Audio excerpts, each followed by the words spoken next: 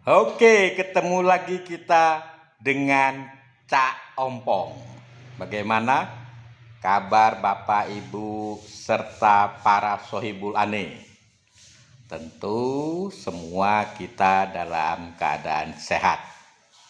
Nah, seperti yang kita ketahui bersama, beberapa hari yang lalu Pak Jokowi mengunjungi sirkuit Formula E di Ancol dan ditemani Gubernur Anies Baswedan.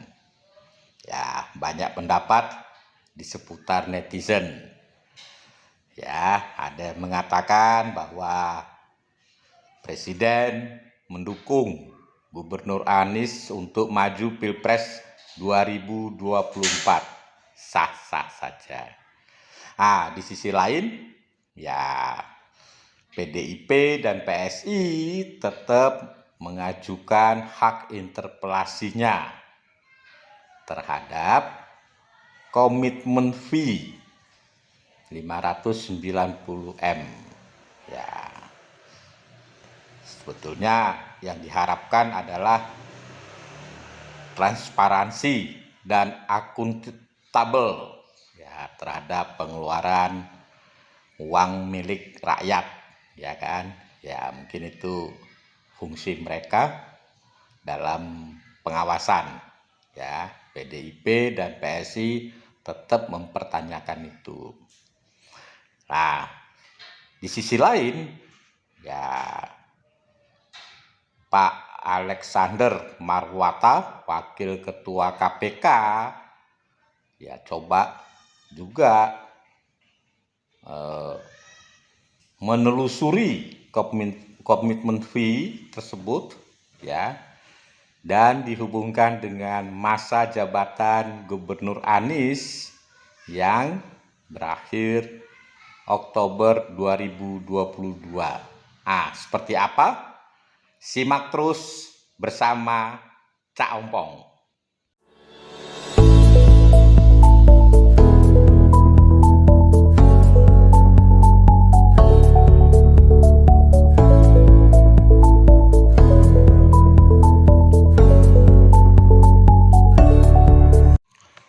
Sepertinya permasalahan Formula E tidak saja permasalahan di sisi non-teknikalnya,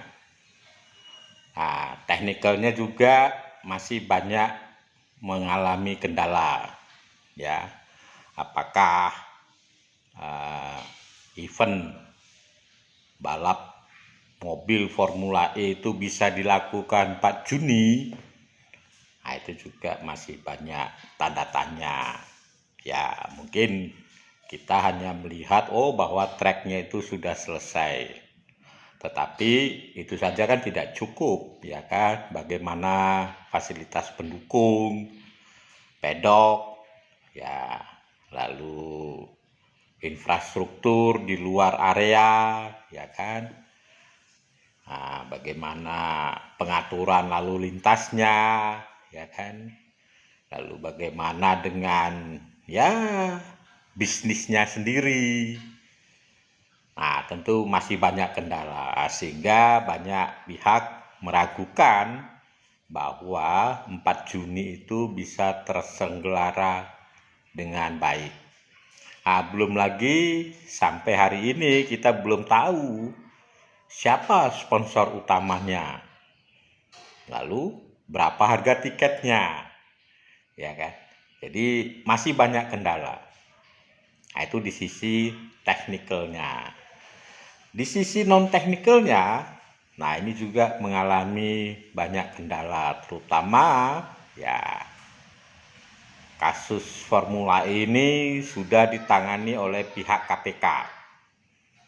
Ya, ada 3 poin yang mungkin menjadi perhatian KPK adalah pertama, itu mengenai komitmen fee. Ya kan? Komitmen fee yang sudah disepakati dengan pihak penyelenggara yang besarnya 590 miliar. Nah, KPK sudah melakukan ya dan akan melakukan benchmarking dengan negara-negara lain yang ikut juga menyelenggarakan Formula E. Ya kan? Apakah sebesar itu ya? Nah, kalau PSI dan PDIP, nah itu dengan dengan tegas ingin melihat bukti pembayaran atau bukti transfer ke siapa dibayar. Nah, itu mungkin mereka karena memang fungsi fungsi legislatif ya, itu selain legislasi ya juga pengawasan. Nah, yang kedua ya, KPK juga tentu berkomunikasi dengan pihak ya Departemen Dalam Negeri bagaimana penggunaan APBD di suatu daerah. Apakah boleh APBD itu digunakan untuk bisnis? Nah, seperti kita ketahui ya, Formula E ini itu adalah ajang bisnis ya, mungkin hampir sama dengan Mandalika ya kan.